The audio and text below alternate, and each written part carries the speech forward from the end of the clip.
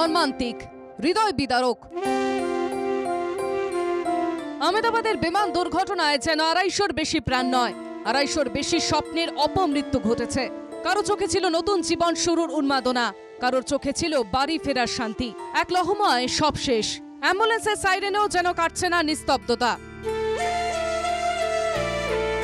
স্ত্রী ও 3 ছেলে মেয়ের সঙ্গে লন্ডনে নতুন জীবন শুরু করতে যাচ্ছিলেন প্রতীক যোশী। বিমানে উঠে পরিবারের সেলফি তুলেছিলেন। সেটাই যে তাদের পরিবারের শেষ সেলফি হতে চলেছে। লন্ডনের স্বপ্নের জীবন শুরু করা যে কোনো দিনই হবে না তাদের, তাকে জানতো।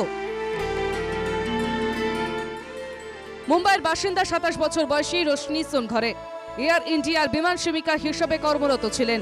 ছোট থেকেই তার স্বপ্ন ছিল আকাশে ওড়ার। আর্থিক সমস্যা থাকা সত্ত্বেও নিজের লড়াই থামাননি রোশনি। মুম্বাই থেকে পড়াশোনা শেষ করে যোগ দিয়েছিলেন বিমান সেবিকার কাজে। লন্ডনগামী এয়ার ইন্ডিয়ার প্লেনে কর্মরত অবস্থায় ছিলেন তিনি।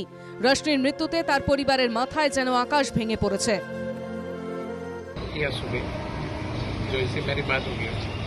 माँ को फोन किया और उन्होंने बोला कि मेरा ड्यूटी में 4 दिन नहीं आऊँगा, ऐसा माँ को बोल के गई।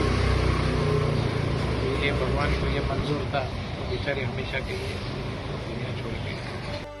বৃহস্পতিবারে বিমান দুর্ঘটনায় প্রাণ হারিয়েছে মণিপুরের 2 কন্যাও। কুকি সম্প্রদায়ের লামনুংথেং সিংসং এবং মেইতেইতে সম্প্রদায়ের গানথই শর্মা।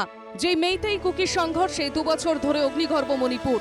আহমেদাবাদের বিমান দুর্ঘটনা যেন এভাবেই মিলিয়ে দিল 2 সম্প্রদায়কেই। গুজরাটের প্রাক্তন মুখ্যমন্ত্রী বিজয় রূপানীও প্রাণ হারিয়েছেন এই মর্মান্তিক দুর্ঘটনায়। 250-র বেশি জীবনহানির দুঃখ মৃতদের পরিজনদের সঙ্গেই বই বেড়াচ্ছে গোটা দেশ। Bureau report, NKTV Bangla.